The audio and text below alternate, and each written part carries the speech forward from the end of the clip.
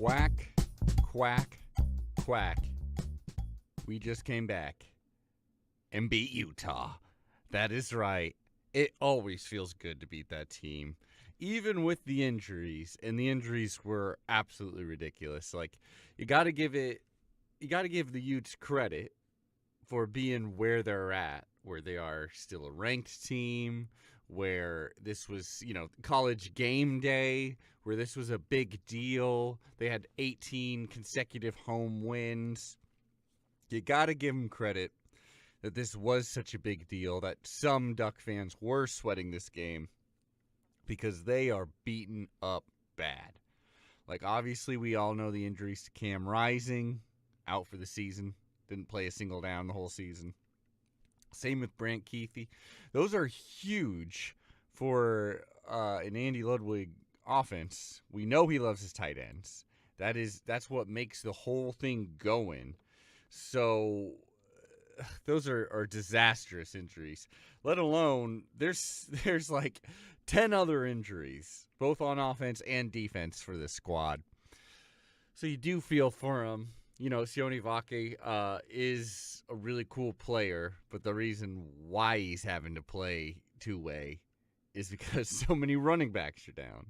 And even in this game, like Jackson was getting injured. I mean, it's a power to them, but at the same time, this was a clinical, awesome, like playoff-worthy, Heisman-worthy performance from this team. I don't like talking playoffs too much, but this was the kind of win which just one team should be dominant, and even though they're on the road in a very hostile environment, in a very rough place to play, they just clearly looked the better team. It was kind of like the Stanford team as far as the other teams, like scoring drives, as in there was 2 field goals before the half. And that's it. And so, I mean, defensively, we did exactly what we needed to do. They weren't having any easy runs, that's for sure. And even there was 3 or 4 times where it came down to 3rd and short or 4th and short, and they were looking to do the standard Utah thing, the bully ball, just push us over by having, couple tight ends, 2-3 tight ends out there, big old linemen, and just try to be the more physical team. We won basically all those spots, especially the really meaningful ones. So that really, really impressed me. They were 1 of 3 on 4th down, 5 of 15 on 3rd down. Yikes. And a lot of that was because Dan Lanning knew what he was getting into, as in, let's shut down the run game. If someone's going to beat us, it's got to be Bryson Barnes, the pig farmer, who, again, deserves some credit because he's in a rough situation, but is very obviously not a top-tier Pac-12 quarterback. Maybe I should just leave it at that. Not there's not too many power programs who would be dying for a Bryson Barnes. But he's out there. He does have them bowl eligible, so that's pretty cool. They threw for, 142 passing yards. They had 241 total yards. Keeping this team under 100 rushing yards, and that's clearly what they want to do in Salt Lake City, that deserves a hearty quack. That is impressive as hell. What wasn't so impressive, and even in these wins, even in the Chip Kelly era, even in the seasons we've gone to national championships, you want to find something, and the coaches want this too, to work on. You want to find some area where we can improve so that next week and the week after that, when we play USC, will be even that much better. I think there's a very obvious place we can improve. Because otherwise, I'm not going to say dropped passes was a problem. Sure, there was 1 or 2, to Troy Franklin, our surest, best receiver. So, that's not really a problem. They weren't really getting the nicks all that much. There was the one fumble, but again, that's to Bucky Irving, and he's usually so reliable. What are we going to do? Bench Bucky Irving? No. So, and he redeemed himself fully afterwards. So that's not really a problem. I think it's clear what the problems are penalties, especially in big games when it's going to be close. We had 8 penalties for 58 yards in this one. I want to say 4 of them, maybe 5 of them procedural. And, on some of our best linemen. Like, I know 2 of them at least were on Josh Connolly Jr. And those false starts and stuff like that, like, they did take away a lot of our momentum at times. At the same time, though, we were occasionally able just to go, that's all right. We'll march down the field. So that's nice. The defensive, the pass interference wouldn't be so bad if they called it on the other team sometimes. I'll say that much. I don't know, not to be a homer, but I feel like we never get those calls. There's a whole lot of, as Hithade says, a lot of wide receivers with one hand trying to catch balls, and I'm sure they're not doing it one-handed just to make, like Sports Center's top 10 or whatever. Like, no, they're doing it because the other hand's being held. But so that's it's obvious. Like, we've got a solid offensive line.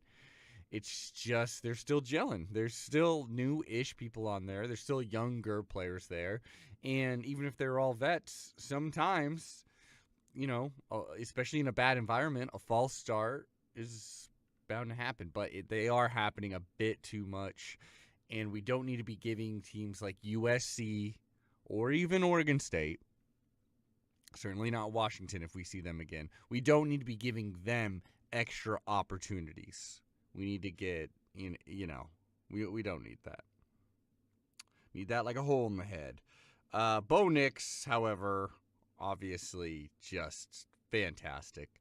The most experienced college player, experienced college quarterback, you could easily say. Most starts, I do believe, is the official moniker that he's earned, or official award. They should actually print something out for him. Most starts by a quarterback in college football history, baby. Maybe even player, I think I heard him say, but we'll see. 24 of 31, 248 yards, 2 touchdowns. Not only that, but we weren't even afraid to run him all that much. He did have 4 carries. He did get a touchdown. And I think the best part about Bo in this particular game is even when we were up big, which was pretty quick, we scored on 3 of our first 4 drives, touchdowns. Even when we had the big lead and it really seemed like Utah wasn't going to be able to do anything against our defense, he was getting pissed at little missed assignments, little missed routes, just the little things where it's like, well, that could have been a first down, now we're punting, even with a big lead. And it was nice to see him, and not angry in like a toxic way where it's not actually helping anyone, but angry in a way that it was another coach on the field, which is what you get when you get an experienced player like Bo Nix. He's another coach. Dan Lanning said the same thing. Bucky Irving, he did have that 1 fumble. That does suck. But overall, what is that?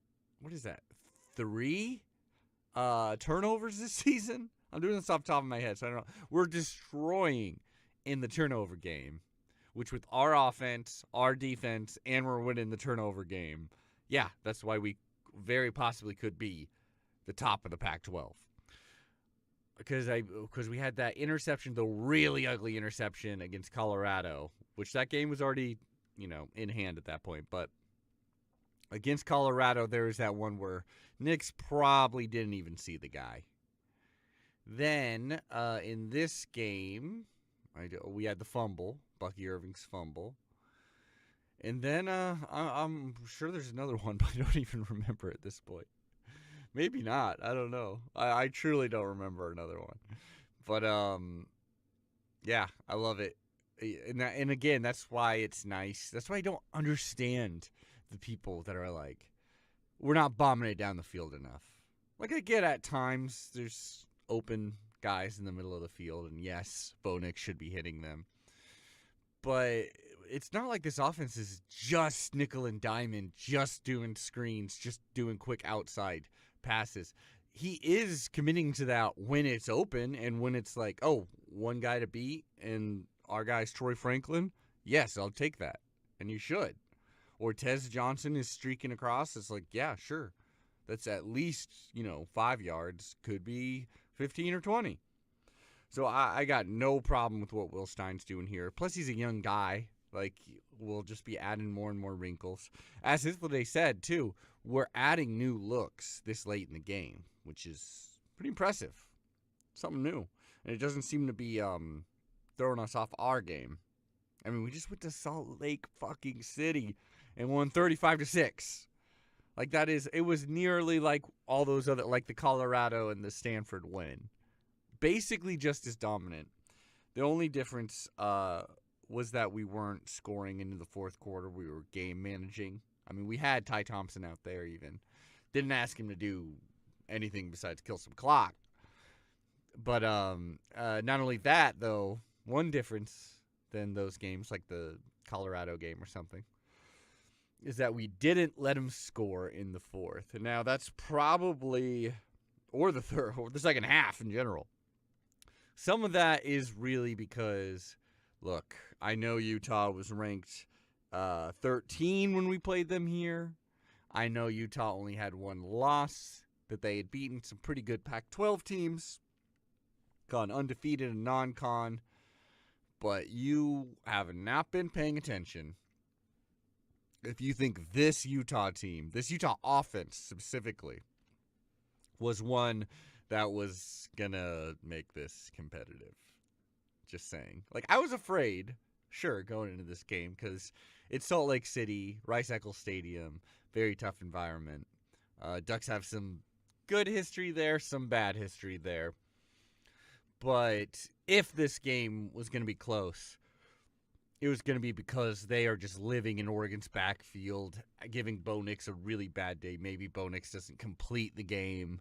And we just had an off day.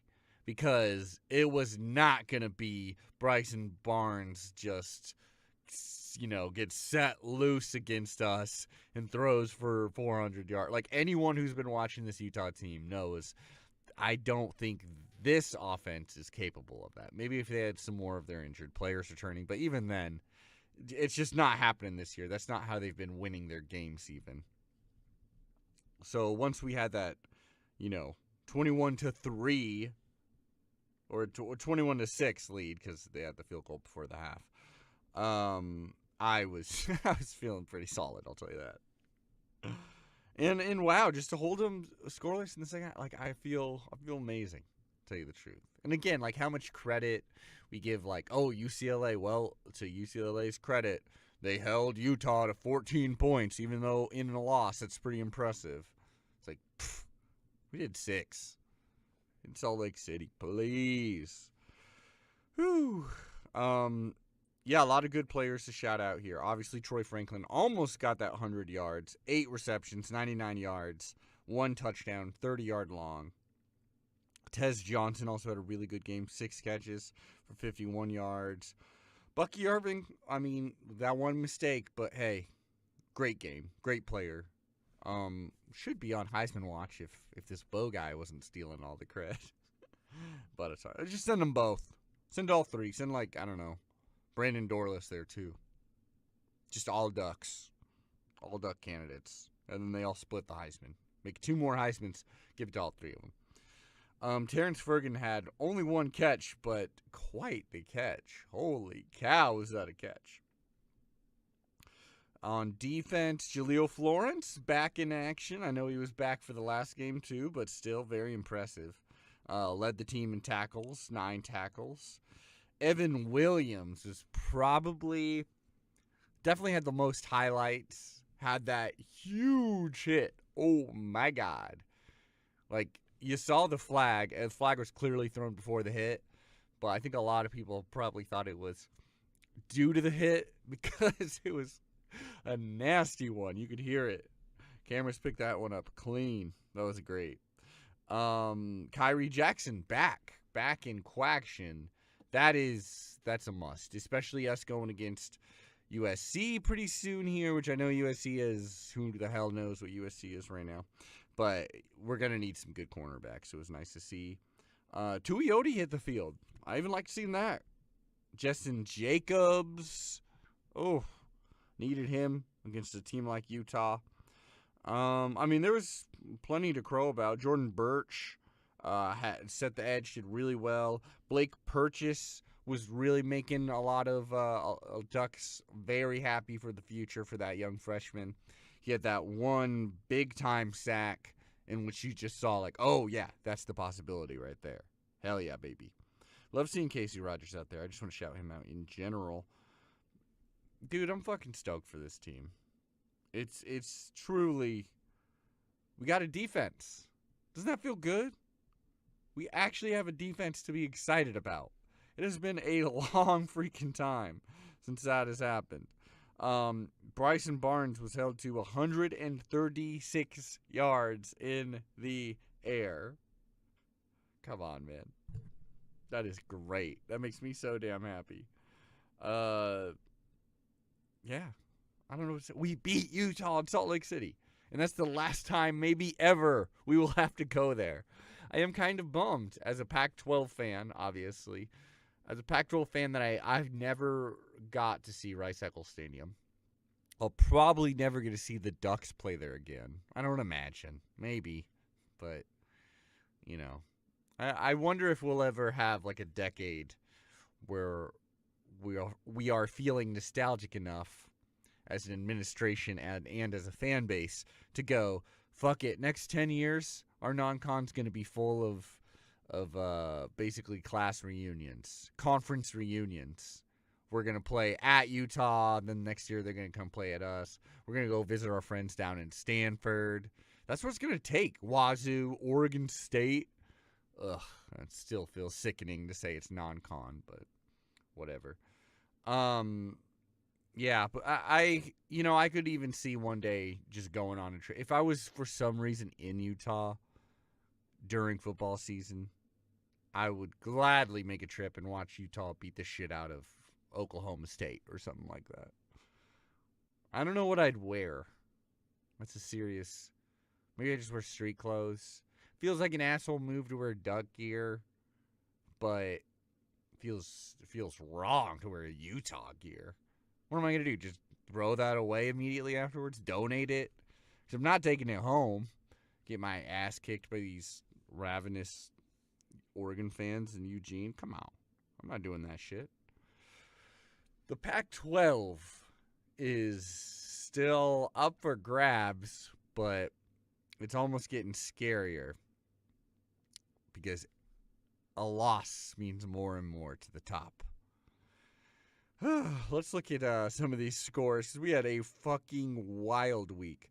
Number 5, Washington visits Stanford and barely wins after barely beating ASU. This was not a defensive stand like it was against ASU, who legit has a good defense. I think we should just say that now, which is very impressive. And no one saw that coming. Washington at Stanford, this was much more of a shootout. This was a 1-point game late in it. Stanford was looking to convert on like a 4th and short and just barely didn't make it. Should have made it, but my man dropped the pass. Dropped the catch, or whatever you want to say. And Washington scored a late touchdown, and then the score ended up being 42-33.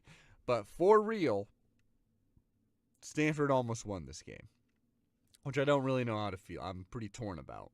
It would have been great for me laughing-wise for Stanford to have won. And I don't necessarily, I'm not dying to play, like I want to be in the Pac-12 championship game. It would be nice narrative-wise to beat them, to avenge our loss, plus Oregon, Washington in a Pac-12 championship game. That just, it's got legend written all over it.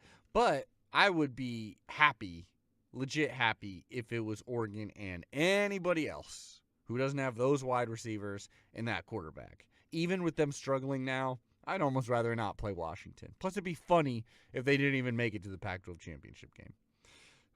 So I'm kind of rooting for that. But at the same time, it'd be pretty epic for them to keep winning and for us to beat them on that stage. So number 8 Oregon beat number 13 Utah. Oh yeah. Oh, did they beat them? They beat the shit out of them. Number 11 Oregon State at Arizona. What a game. This is a very competitive game. And I think it also, from a national perspective, I think people are underrating Arizona because they have 3 losses, even though they almost beat Washington, almost beat USC, almost beat Mississippi State. Honestly, all 3 of their losses are pretty close. I love Noah Fafita. Oregon State is a little overrated, I think it's safe to say. DJU is like an improvement on their quarterback, but is not a transcendent quarterback whatsoever. And I think that was proven in this game when he's going against a pretty good Arizona defense, but only musters 24 points. Holy shit, Jonathan Smith made just one of the most baffling decisions at the end of the half. If you saw it, you know what I'm talking about. It was about 30 yards out or something like that. Instead of going for the field goal, which is not a given, as we all know, college kickers and kickers in general, not a given, but he instead goes for like a fake field goal, tries to run it with his kicker, who obviously wasn't going to make it. He isn't juking and pushing past defenders to get 25-yard touch. It would have been amazing if it worked, but pretty boneheaded, and they end up losing by 3, which coincidental, but also 3 points. Colorado at UCLA, number 23 UCLA. Well, Colorado is Colorado. Hopefully they make a bowl game, but not guarantee. Number 24 USC at Cal. Hithliday, I'm so sorry. Hithliday has been saying for weeks now, since the Notre Dame game, I believe, that USC was not going to win another game. And it all kind of came down to this, is could Cal, the worst team remaining on their schedule, beat them? And they almost did. They led by 14 points. Cal loses 50-49. These are our next 2 teams we play. And they just go to show you that, yes, they have talent on their defense, and they can score. They have the possibility to score a lot, but they are all both very flawed teams that we should beat, especially in, as Gus Johnson says, Austin Stadium. Last but not least, Washington State at Arizona State. Hell of a game if you're a Sun Devil. I love the Sun Devil team. They're so plucky. I like them a lot. I like them a lot. I like where Kenny, if I was an ASU fan, I would be ride or die Kenny Dillingham. He is my man. He's got the passion, even in this season where they're not even allowed to go to a bowl game. This team is playing with their pants on fire. I love the Sun Devils. Shame we don't get to play them in the future. But I hope they upset some team that isn't us. They've looked competitive. Almost beat Washington. We're competitive against USC. Nearly beat them. Beat Wazoo. Like, hey, that's punching a bunch above your belt considering they had 1 win against Southern Utah University before this last Saturday. So that's your look at the bottom 11. We beat Utah. That is all that matters in this world until we play Cal this Saturday. I'm your host, Adam Chimeo. This has been the Quack 12 Podcast. See y'all next week. Let me get a duck here. Quack, quack.